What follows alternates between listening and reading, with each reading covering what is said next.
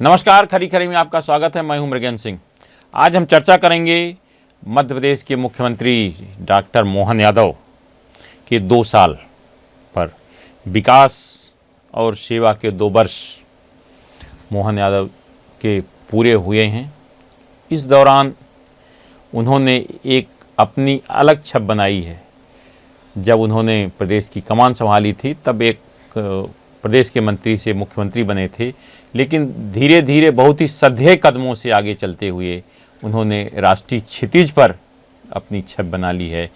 चाहे जहाँ के विधानसभा चुनाव रहे हों, चाहे बिहार की बात करें या अन्य राज्यों जहाँ जहाँ हुए, उन्होंने अपनी एक छवि धीरे धीरे लेकिन बहुत ही सधे कदमों से, बिना किसी दबाव, बिना किसी को नुकसान पहुँचाए, वो बहुत तेज़ी से आगे बढ़ रहे हैं। निश्चित रूप से अब मध्य प्रदेश को भी 2 साल पूरे हो गए हैं मोहन यादव जी के मुख्यमंत्री के रूप में।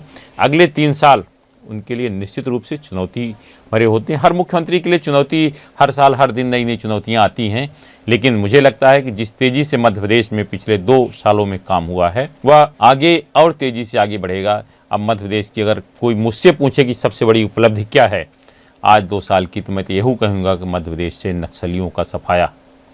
एक समय हुआ करता था जब बालाघाट, मंडला, डिंडोरी, आज जिलों में कोई भी अधिकारी कर्मचारी जाने को तैयार नहीं होता।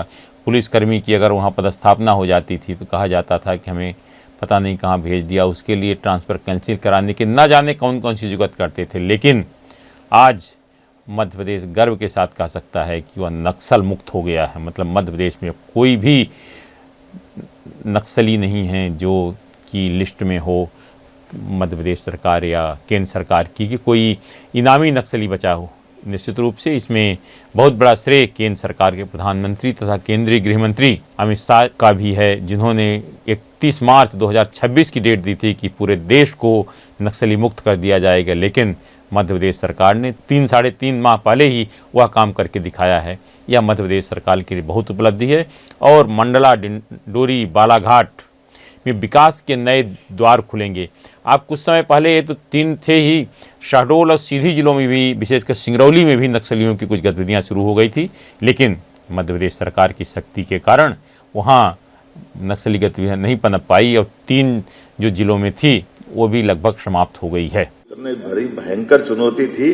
मैं मान के चलता हूँ विकास के काम तो सब है ही, लेकिन एकदम सबसे बड़ा अगर कोई काम है तो ये हमारा मंडला, बालाघाट, डिंडोरी, पहले तो क्रमबद्ध रूप से हमारे सारे जिले एक के बाद एक उस लाल आतंक से मुक्त होते गए और अब जाकर कल जब 0 की स्थिति बनी, तो ये बड़े सौभाग्य की बात भी है और ये उन सबको सलाम भी है जिनने अपना बलिदान दिया।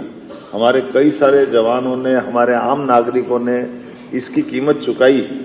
इसलिए हमने कहा कि 1 साल के अंदर 10 दुर्दांत आतंकवादियों के समान नक्सलाइटों को हमने ढेर किया मैदान में, और ये संदेश दिया कि आप अगर लड़ना चाहते हो तो हमारा पुलिस फोर्स आपसे निपटने में सक्षम है, और अगर आप सरेंडर करोगे तो पुनर्वास पॉलिसी में हम आपके लिए वो व्यवस्था कर सकते हैं। और ये दोनों नीतियों का कारगर रूप बना के हमारे लिए कुछ हमने, जब मोबाइल फोन उनके टेप सुने थे तो आखिरी में तो ऐसी स्थिति बनी थी कि दलों के अंदर इस बात की होड़ लगी कि पहले सरेंडर कौन कर रहा है, और हमने आखिरी परिणाम देखा कि 42 दिन में 42 सरेंडर हुए और 10 नक्सलाइटों को ढेर किया।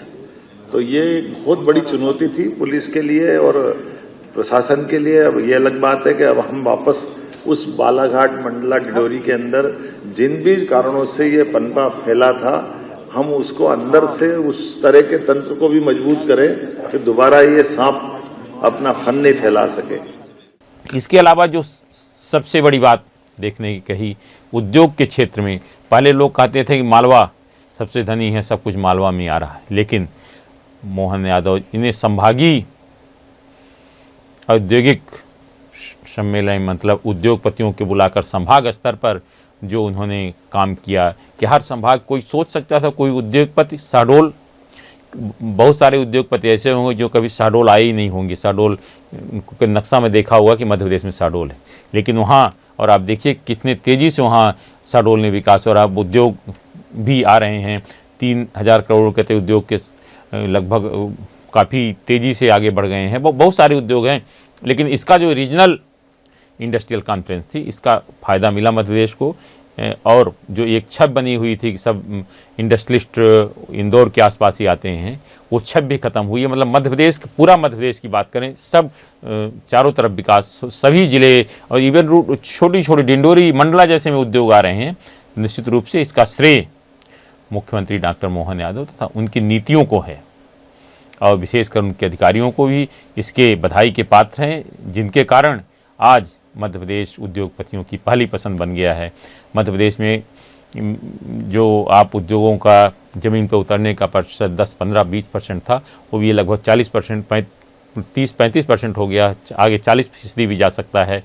इसीलिए पिछला साल जो मध्य प्रदेश सरकार ने उद्योग वर्ष के रूप में मनाया था, अब जो नई चुनौती है 2026 में, क्योंकि मुख्यमंत्री डॉक्टर मोहन यादव ने घोषणा की है, कृषि वर्ष के रूप में मनाया जाएगा। निश्चित रूप से मध्य प्रदेश किसानों का प्रदेश है। यहाँ की 60% आबादी अभी भी कृषि पर आधारित हैं, और जो यहाँ का जीडीपी की बात करें 60% कृषि से आती है। अब कृषि के क्षेत्र में भी मध्य प्रदेश हो सकता है नए नवाचार करें, नई चीज़ें आई। जो सबसे बड़ी बात है कि आप उत्पादन तो बहुत तेज़ी से बढ़ रहा है, अब उसको खपाया कहाँ जाए, इसलिए अब जिला स्तर पर, ब्लॉक स्तर पर छोटे छोटे उद्योग लगाने की ज़रूरत, विशेषकर हार्टिकल्चर के और फूड प्रोडक्ट्स जितने हैं वो बनना चाहिए। अब आप जैसे आप बात करें प्याज की, प्याज का उत्पादन इतना अधिक हो गया, किसानों को खेत में फेंकना पड़ रहा है। हम ऐसी व्यवस्था करें कि सब कुछ वहीं प्याज का उपयोग हो जाए, उसका पाउडर बन जाए, या और कोई चीज़, जो प्याज की बहुत सारी चीज़ें बनती हैं, ताकि किसानों को उसका लाभ मिल सके, और उनको जो प्याज या आलू या और सब चीज़ें, टमाटर जो उत्पादन कर रहे हैं, उसका उन्हें नुकसान ना हो और पर्याप्त उनको उपज का लाभ मिले। यह अब बड़ी चुनौती आगे आने वाली हैं। साथ ही जो कृषि का आधुनिकीकरण हो रहा है, और जो नए नए खेती के तरीके आ रहे हैं, और साथ ही जो लोगों का धीरे धीरे मोह इससे भंग हो रहा है कि जो खाद बहुत जो उपयोग होता था, विशेषकर उनके कम करने के लिए ऑर्गेनिक कृषि की ओर लोगों का ध्यान है, और जाना भी चाहिए, और उस ओर सरकार को ध्यान देना चाहिए। लेकिन ऑर्गेनिक के समक्ष जो सबसे बड़ी चुनौती इस बात की है कि हम किसको ऑर्गेनिक माने। इसके लिए कोई ऐसी चीज़ होनी चाहिए, कोई ऐसी जांच हो, या कोई सर्टिफाइड करने के लिए कोई एजेंसी होनी चाहिए जो सर्टिफाइड करे कि वास्तव में ऑर्गेनिक है। क्योंकि आप देखिए जिस तरह से तेज़ी से लोगों के शरीर में रोग हो रहे हैं, विशेषकर कैंसर बहुत तेज़ी से फैल रहा है, उसका सबसे बड़ा कारण है लोगों को शुद्ध खाने का नहीं मिलता, सब कुछ मिलावट का, विशेषकर जो खाद है उसका काफ़ी असर होता है। तो अब जो कृषि वर्ष के रूप में मनाने की मुख्यमंत्री ने घोषणा की है, 2026 में वो इस बात का प्रयास करेंगे कि खेती के क्षेत्र में मध्य प्रदेश नए आयाम स्थापित करे, जिस तरह उद्योग के क्षेत्र में हुआ है। कि मोहन यादव के मुख्यमंत्री के रूप में 2 साल का कार्यकाल कैसा रहा, इस संबंध में आप अपनी बात हमारे कमेंट बॉक्स पर कमेंट करके ज़रूर बताएं, ताकि हम आपकी बात, अगर उनके कार्यकाल में कामकाज में कोई कमी है, कुछ सुधार की ज़रूरत है, तो हम उन तक बता सकें कि भाई आम जनता की राय है। आज सिर्फ इतना ही। इस तरह की खबरों से जुड़े रहने के लिए हमारे चैनल पब्लिक वाणी को सब्सक्राइब करें। आपके पास भी अगर कोई खबर है तो हमें ज़रूर बताएं, क्योंकि हमारा नाम है पब्लिक वाणी।